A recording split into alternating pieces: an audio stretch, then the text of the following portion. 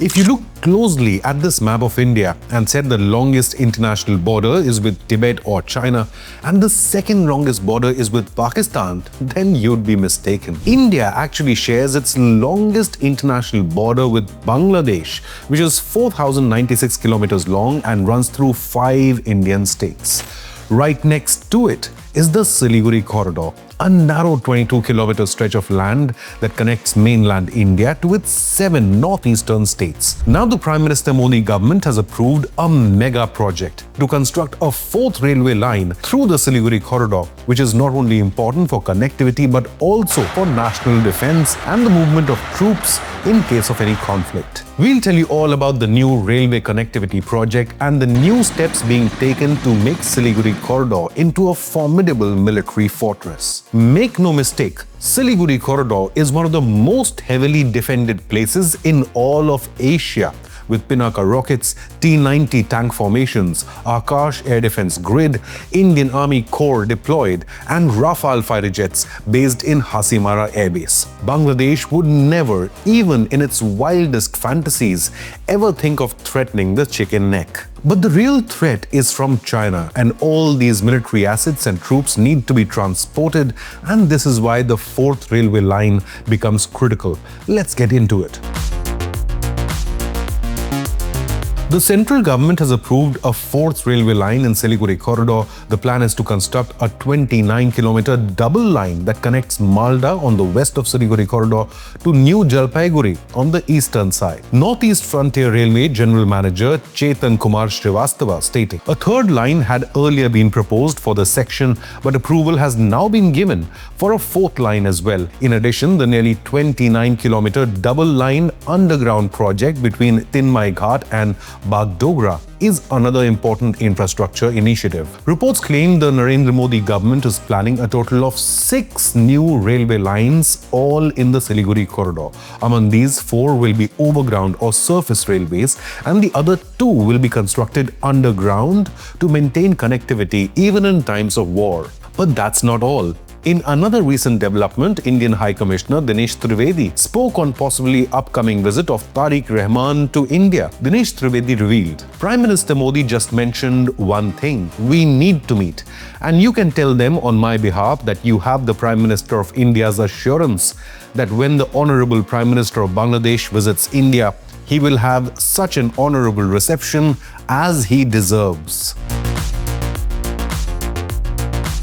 Now, Tariq Rahman is expected to visit New Delhi for the BRICS summit to be held on September 12th and 13th, but not in his capacity as Bangladesh Prime Minister, but as the chair or the current chair of the BIMSTEC grouping. Of course, if he arrives, there would be a bilateral summit with Prime Minister Modi amid broader tensions over deportation of illegal Bangladeshis from India, especially West Bengal, and Dhaka's invitation to China for the critical Teesta River project near Siliguri Corridor and the Mongla Port project as well. India-Bangladesh ties have also come under fresh strain after Sheikh Hasina held a virtual media interaction in New Delhi on the 5th of August.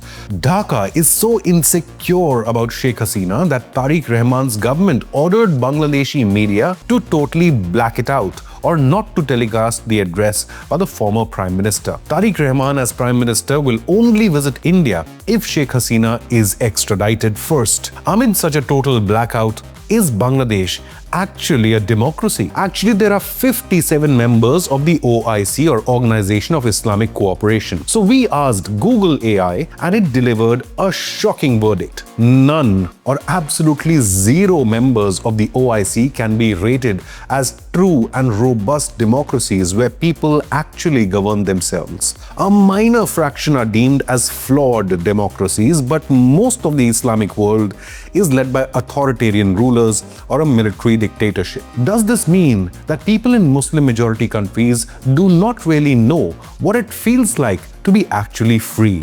I cannot say, but let's not digress further. Indian Ministry of External Affairs recently stated, India desires positive, constructive and forward-looking relations with Bangladesh based on mutuality of interest and reciprocity. Earlier this month, Bangladesh's High Commissioner to India, Riaz Hamidullah, said that Dhaka is mindful of India's interests and will not become a playground for anyone else. He also added, India remains Bangladesh's predominant trading partner. On the new rail links, Northeast Frontier Railway General Manager Srivastav revealed work has already begun on construction of a double railway line in the Barsoi section, and additionally, the Katihar division is also being transformed with infrastructural developments in order to meet the increasing passenger and freight traffic. Srivastava revealed that about 42 new trains have been introduced in the region in 2025 with 250 new stoppages. The new Jalpaiguri station is also undergoing infrastructural revamp and is expected to be completed by April 2027. He revealed that 100% electrification is also complete and that work on facilitating the operation of electric trains in this region has already begun. Srivastava added, there are plans to extend Vande Bharat train services beyond Guwahati to Tinsukia and Agartala, with services operating in both the directions. The new projects will create 6 railway lines, 4 on the surface and 2 underground. The nearly 30-kilometer underground section runs between Dumdagi and Bagdogra. The underground route would be crucial to carry not just passengers but also food, fuel and military equipment in times of war, as it will be protected and shielded from aerial bombardment or drone strikes. The 2 underground lines will be built around 20 to 24 meters below ground. The additional surface lines will increase train capacity and alternate routes, even if one of them is damaged or blocked. The strategic Siliguri Corridor has also been fortified with new defense bases. The Indian Army has established 3 operational military garrisons near the India-Bangladesh border. First, Lachit Borphukan military station near Dhubri in Assam, and then forward bases in Kishanganj in Bihar and Chopra in West Bengal. But let's quickly take a look at what else is making headlines in India-Bangladesh ties.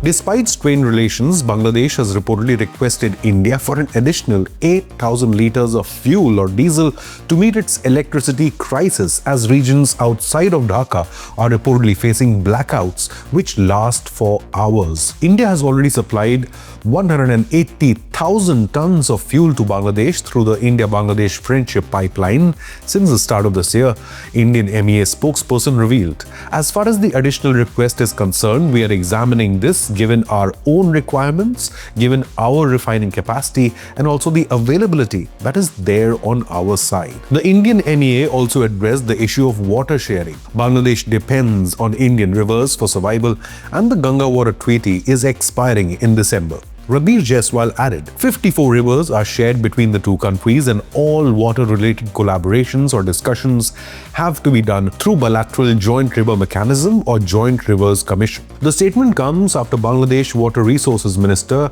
Shahiuddin Chaudhry Ani said that Dhaka is moving ahead with the Teesta River project with China. He stated, whether it is called Teesta Treaty or the Teesta Masterplan or whatever is necessary to implement this project, we will move towards implementation. He, however, appealed to New Delhi not to let this spoil bilateral ties, adding, the neighboring country, he meant India, is a friendly country. They have to think that while they have their own interests, we also have ours. We never want our friendly relations with them to deteriorate. But what do you believe? Is Bangladesh truly a friendly country to India?